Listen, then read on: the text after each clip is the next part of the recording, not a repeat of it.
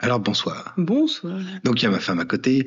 Il y a un truc assez épique là qui s'est passé il y a pas longtemps. Il y a la HAS qui a sorti les classements des différents hôpitaux. Alors pas les classements, on est d'accord, mais l'indice de qualité des différents hôpitaux. Et alors que moi, je trouve que personnellement, ça se dégrade un peu. Tu vois, je trouve que c'est un peu la merdouille.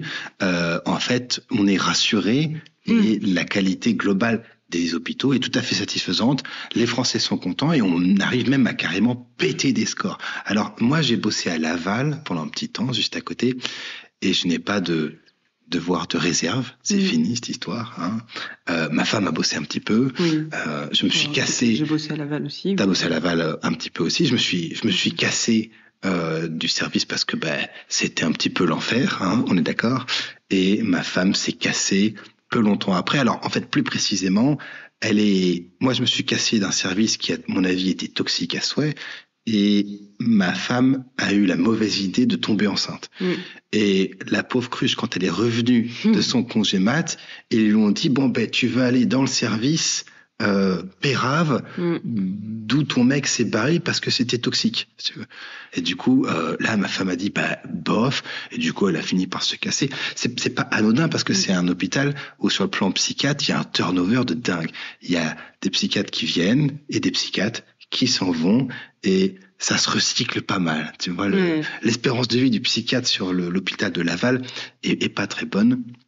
Et donc, moi, tu me connais, j'aime bien, je suis curieux, je suis allé voir les notes de la HS sur l'hôpital de Laval, sur le SPAL, l'hôpital psychiatrique. Ça a été fait en 2022 et on était là pour la certification, on est d'accord, je crois que tu étais là aussi, on l'a vécu, c'était quelque chose. Et là, les notes, c'est fabuleux. Établissement 90 sur 100, le patient 95 sur 100, les équipes de soins 94 sur 100. Alors tu vas me dire, je sais pas trop ce que ça veut dire, mais il y a des exemples, genre les proches ou aidants sont associés, on est à la note max, tout est vert, c'est d'une qualité, on ne peut plus excellente, qualité de vie au travail. L'établissement favorise le travail en équipe et le développement des compétences. Amélioration continue de la qualité des soins. Est-ce que tu te fous complètement de ma gueule? Alors là, du coup, il y a plusieurs solutions. Soit la HAS ment éhontément, tu vois, genre en fait on vous ment complètement les mecs et il faut les virer. Soit la HAS est de bonne foi et ils pensent vraiment que la qualité des soins à l'hôpital de Laval relève de 90, 95 sur 100 et il faut les virer, c'est extrêmement inquiétant et il faut revoir tout le processus santé mentale grande cause nationale. Pour le contexte, quand la certification a eu lieu, on était là. Ah oui. On a vu comment se passait la certification et c'était une blague de A à Z. Parce que des mois avant, ils te disent ce qu'ils vont faire précisément. Donc, ils choisissent 2 ou 3 dossiers patients, je sais pas quoi. Et donc là, tu avais les cadres qui étaient au taquet 2000. Il y avait des réunions sur réunions. Quasiment toutes les semaines, des réunions de certification pour qu'on se mette à raccord avec les objectifs de donc vraiment, si tu veux, c'était l'enfer. Alors, c'était pet burn. Et que sur des trucs de merde administratifs. C'est-à-dire qu'il n'y avait aucune préoccupation du réel soin du patient. On n'était que dans de l'administratif, uniquement. Donc là, quand ils te mettent des trucs, je sais pas comment ça a été évolué parce que moi, j'étais pas là. Alors, on a vu une collègue anesthésiste, experte de l'HAS, qui était super sympa. Franchement, l'anest, elle était trop cool. Moi, je m'avais préparé mes questions, tu vois, en mode, on va avoir les experts qui arrivent, je vais pouvoir poser des questions parce que moi, il y avait des situations compliquées, honnêtement. Il y avait des situations, c'était un petit peu la merde. Genre, par exemple, la chambre d'isolement où tu pouvais arracher des trucs et taper les gens avec, c'est vrai que c'était un souci. Ah, ça, c'était drôle parce que moi, j'étais là lors de la visite de certification pour la chambre d'ISO. Ouais. Et donc, ils ont présenté la chambre d'ISO. Donc, moi, j'ai dit que c'était de la merde parce que pour faire chier la cadre qui était avec moi, faudra couper ça. Faudra couper. Voilà. Moi, je disais que c'était de la merde pour embêter la cadre. Et du coup, on m'a fait fait gentiment taire. On est passé à autre chose en disant mais que le projet c'était de faire des chambres d'apaisement. Ah putain. Alors, les chambres d'isolement qui ne sont pas sécurisées, où les soignants peuvent se faire taper sur la tronche Avec des barres de fer. Avec des barres de fer qui viennent des lits, du coup des patients, c'est pas un problème. Et ce qui va régler le problème, c'est les chambres d'apaisement. Donc on parle de chambres molletonnées d'un peu partout, qui ne sont pas fermables à clé, qui sont juste des chambres d'apaisement pour que le patient ait un endroit douillet pour se réconforter. Et voilà, c'est ça qui était prioritaire par rapport à la sécurité des chambres d'isolement. Ce qui n'est pas complètement crétin, mais tant que tu n'as pas de psychiatre au CMP, que tu n'as pas de psychiatrie ambulatoire, quand les patients vont arriver à l'HP, il va y avoir des gens très décompensés. Donc ça me paraît extrêmement optimiste de dire on va faire sans contention. Moi, j'ai rien contre le principe de faire sans contention. C'était pas ça, la chambre d'apaisement, c'était en plus. Ah, c'était encore en plus, ouais. Ah, bon, alors en vrai, l'histoire finit mal parce que la chambre d'apaisement a fini par des chambres de esketamine, je crois. Mais bon, ça c'est encore un autre truc. Mais bon, ça c'est... Je suis pas tout à fait sûr de tout ce qu'on dit là, mais toujours est-il qu'on était là lors de l'assertif, que les soins sont dégueulasses, l'assertif était grotesque, on a fait le tour du pâté de maison, le tour du service en disant « Ah ben dis donc, c'est vachement bien éclairé ici, l'architecture est plutôt sympa. » Enfin, c'était... c'est neuf. C'est neuf, c'était complètement dingue, quoi. Je veux dire, c'était honnêtement... complètement surréaliste. C'est ça, des trucs de politicard administratif qui font bien. Mais mais je veux dire, et du coup, si tu prends une équipe demain de journalistes et que tu vas devant le SPAL et que tu interroges les gens et que tu dis, vous noteriez combien à cet hôpital en moyenne? T'as pas 90 sur 100. T'as pas 95 sur 100. Il y a personne qui note ça. Si tu veux, c'est... On a des patients qui pleurent quand on leur dit qu'il faut être hospitalisé. Mais oui, moi, j'étais patient. Bon, faudrait aller au SPAL. Non, écoutez, on préfère se relayer parce qu'elle veut pas y aller, c'était l'enfer. Il y en a qui font des tentatives de suicide plutôt que d'y retourner. Il y en a un qui s'est suicidé. Il y en a même un qui s'est suicidé. Enfin, c'est juste pas 90 sur 100. Et j'ai vraiment des accompagnants de patients qui me disent qu'il y a des traumas sévères. Mais oui, il y a des traumatismes. Mais j'ai des patients qui ont des PTSD sur des soignants de là-bas. Je te jure que c'est vrai, ils les croisent au carrefour, ils ont des attaques de panique. Mais ça, alors là, il y a des gens, ils vont se dire, oula, là, le psychorave, on sait pas quelle heure il est, il a l'air de faire nuit, il est en train de balancer des trucs un peu chelous, est-ce qu'ils vont pas porter plainte? Mais en fait, ils peuvent pas porter plainte parce que les soignants savent que ce truc est une farce complète. Ils le savent profondément. Non. Ils savent que c'est pas 95. Ils le savent, c'est juste qu'on n'a rien dit qui était... si, parce que tu peux dire c'est diffamation. Quelle preuve vous avez de tout ce que vous avancez? On était là. Bref, on était là, et deux, on a au moins une centaine de patients qui peuvent dire mais c'est dégueulasse comme service, les mecs. C'est immonde. Je suis désolé. On peut même avoir les témoignages des psychiatres qui sont barrés. Si on n'avait pas été là lors de la certification, on aurait pu pourquoi dire, pas. pourquoi pas. Mais là, on était là. Là, on peut témoigner sur serment que vraiment, c'était une catastrophe. C'est nul à chier. C'est nul à chier. Enfin, il y a des erreurs de tous les côtés quand on était sur des débats, moi je me rappelle, c'était vraiment très chiant pour le coup. On était sur des débats où, en gros, il fallait évaluer la douleur des patients à l'entrée. Ça faisait partie des critères de qualité. Et du coup, pour dire qu'on évaluait la douleur des patients, il fallait rajouter dans le truc automatique d'entretien d'admission un item douleur. Ah oui, c'est vrai. Non. Oui, c'est vrai. C'était ça la conclusion d'une des réunions de certification. Donc, vu qu'on avait rajouté ce truc-là, il cochait qu'on le faisait. C'était bon. Donc alors après, on avait des patients, parce qu'il n'y avait pas de médecin généraliste, parfois, des patients qui crevaient de douleur et on savait pas trop comment faire. Et moi, c'est là que j'ai découvert l'utilisation de la morphine, parce qu'il y a des fois, c'est pas quoi foutre. Mais ça se voyait pas. Il y avait la petite case, machin. Enfin, honnêtement, c'était complètement dingo comme situation, quoi.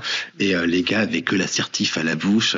Et c'est vraiment, tu vois, le coup il y a ta belle famille qui arrive et du coup tu nettoies tout pour que ce soit nickel, mais en fait derrière c'est moisi, quoi.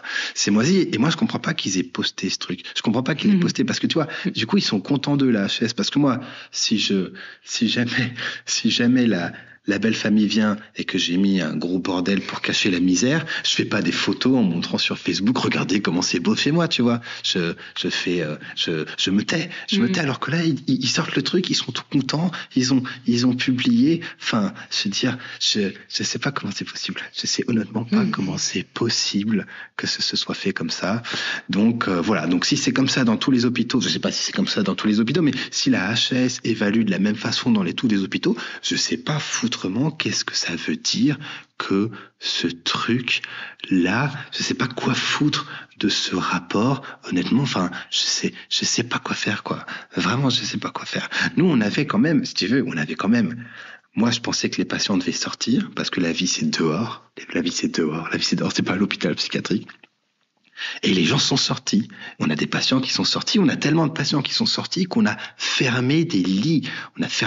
Alors que il y avait pas mal d'hôpitaux psy où c'était le bordel. Nous, on a fermé des lits parce que les gens étaient dehors.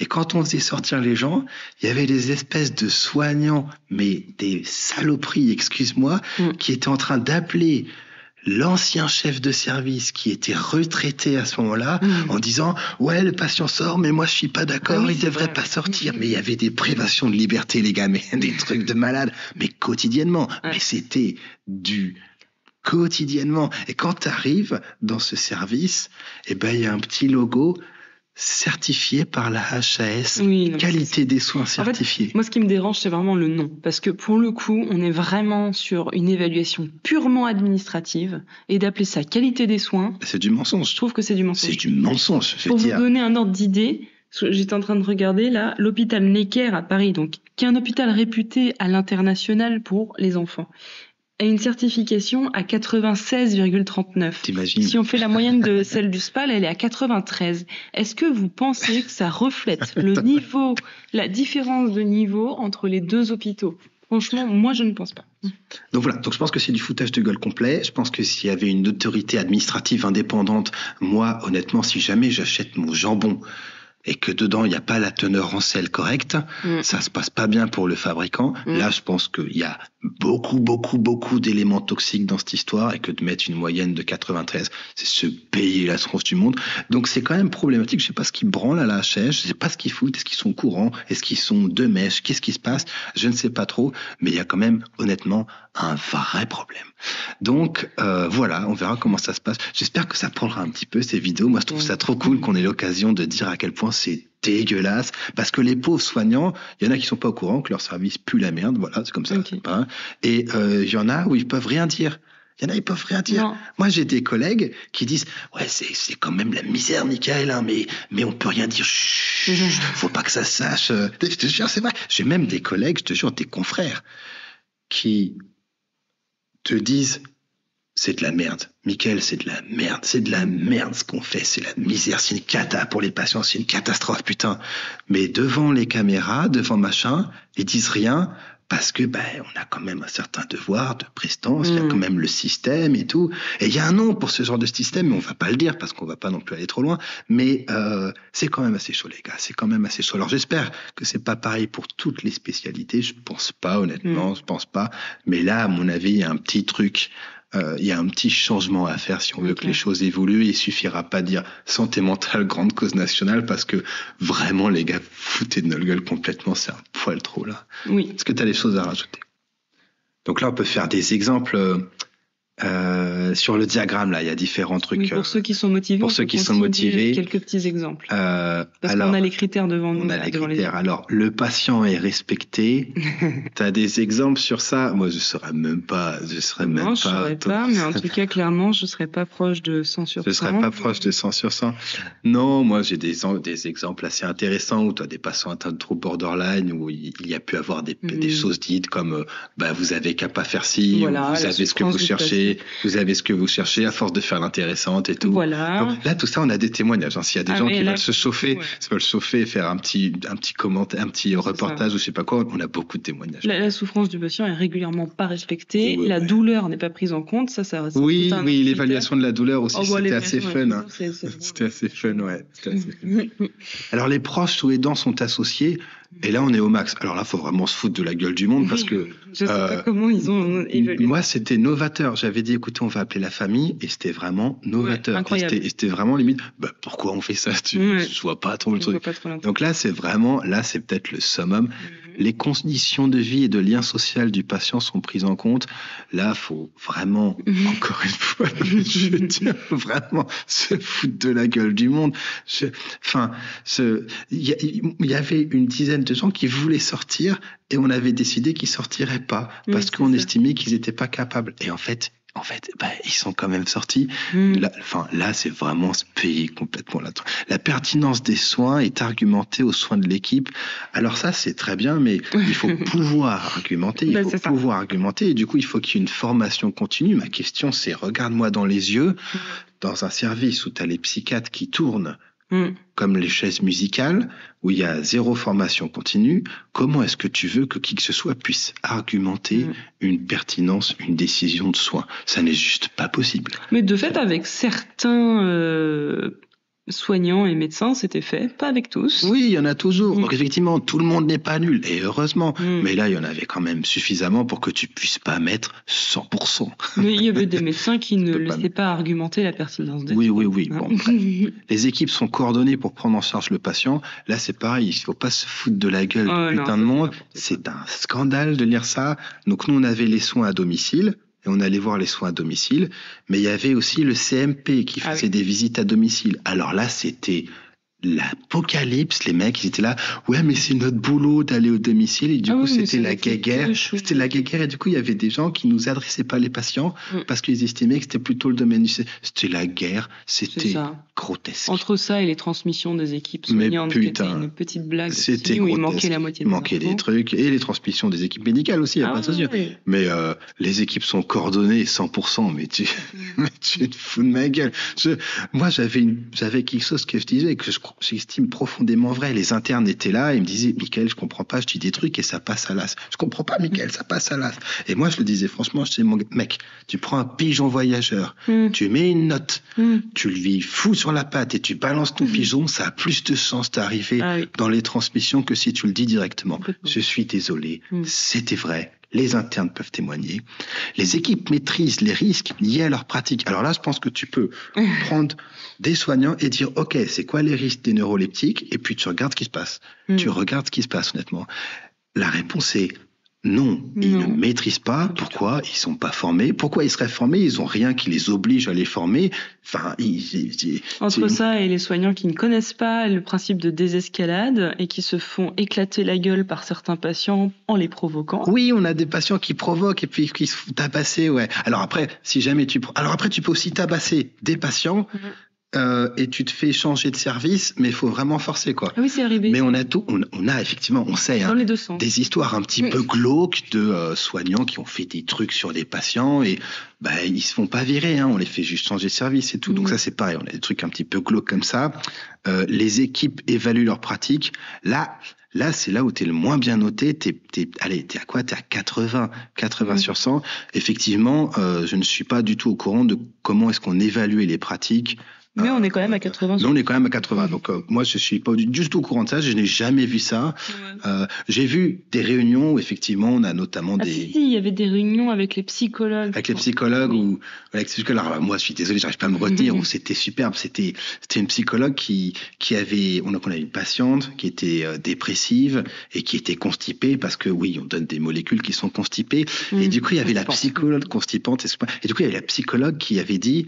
la patiente était là parce que son mari était décédé et du coup la psychologue avait dit mais ça c'est vrai, c'est vrai, elle avait dit elle garde son mari et du coup c'est pour ça qu'elle veut garder son mari, c'est pour ça qu'elle se retient de déféquer.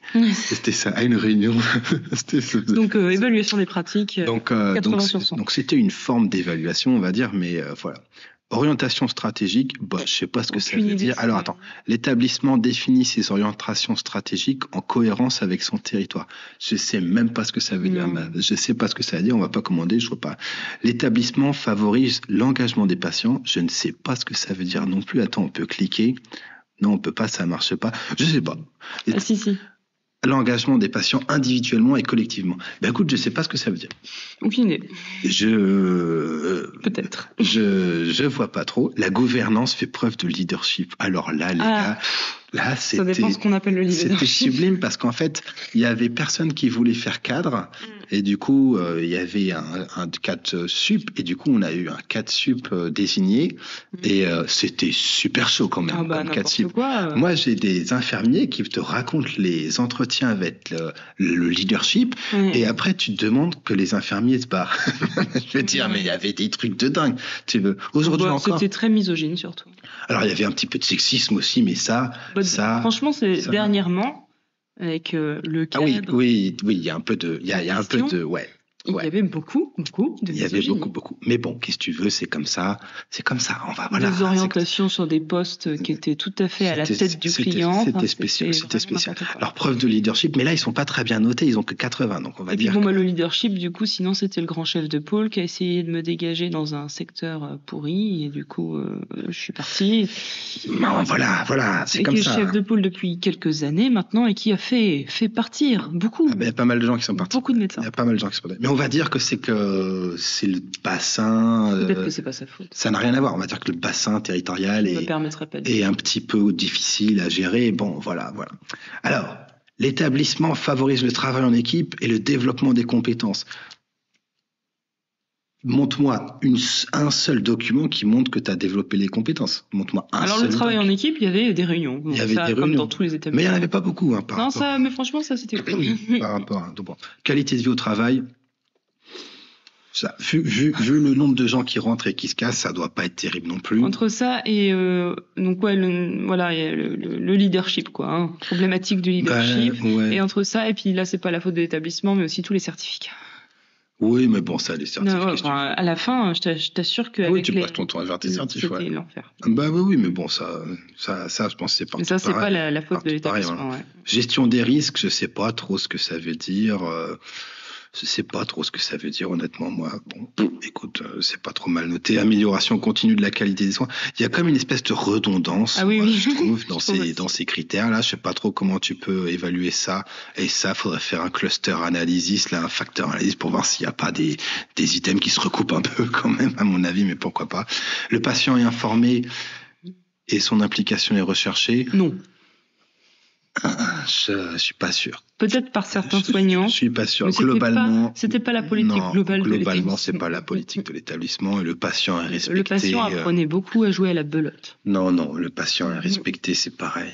On l'a déjà fait ça. Donc voilà. Donc il y en a qui vont se dire oh là là, c'est scandaleux quand même, ils critiquent. Mais moi, je suis désolé. Si je vais chez un restaurant et que le restaurant est dégueulasse, je peux aller sur Google et mettre le resto est dégueulasse et c'est que de la bouffe. Honnêtement, 48 heures après, c'est fini, on n'en parle plus. C'est ça. Et si le restaurant est dégueulasse, mais qui remplit bien sa compta, je m'en fiche. Alors que mais là, vous avez un service entier. Là, c'est ça. Vous avez un service entier de psychiatrie où c'est dégueulasse et au lieu de présenter des putains d'excuses à tout le monde. Ils font une certification, ils disent que tout va bien. Je trouve ça super glauque, les mecs. Donc voilà, on s'arrête là. J'espère qu'on n'ira pas en tôle. Mais franchement, là, je sais pas. Je crois que c'est pas du tout dans l'air du temps. Je te dis. Moi, j'ai jamais vu. Moi, j'étais présente lors de toute la certification jusqu'à la fin. Parce qu'on peut témoigner. Moi, j'ai des patients qui ont perdu un membre. J'ai un patient, les internes, ils m'en parlent encore. Où en fait, ça a merdé complet et erreur de prise en charge complète. Et ça a coûté une jambe, si tu veux. Les internes, ils m'en parlent encore. Elle dit, tu sais, des fois, j'y pense et je trouve ça saut. Écoute, c'est un privilège, une fois de plus, de pouvoir dire ce genre de truc. Et j'espère que ça ira peut-être un peu plus loin. En tout cas, moi, j'ai plein de patients qui sont prêts pour aller un petit peu plus loin, indépendamment de cette vidéo, parce que ça fait un peu trop longtemps que la blague dure. Et quand tu vois ce genre de truc, t'as l'impression qu'ils sont pas prêts de changer, quoi. Donc voilà, on vous souhaite une bonne soirée, de bonnes fêtes de Noël. Faites le nécessaire pour ne pas être hospitalisé en psychiatrie si vous êtes sur le coin de Laval, parce que ça se passe pas bien. Et moi, j'ai plein de patients qui sont beaucoup plus observants avec leur médoc, parce que la dernière chose qu'ils veulent faire, c'est retourner à l'HP. Donc, il y a une forme, si tu veux, de bénéfice, finalement, à avoir une espèce de truc dégueu comme ça. C'est vrai. Je parle pas des hôpitaux dans lesquels j'étais passé quand j'étais interne, mais quand j'étais interne, je finissais pas mes stages parce que je trouvais ça trop dégueulasse. Donc ça, je sais pas comment c'est maintenant, mais à l'époque, en tout cas, c'était pas ouf non plus. Donc voilà, qu'est-ce que tu veux? C'est comme ça. Bon courage. Bonne soirée.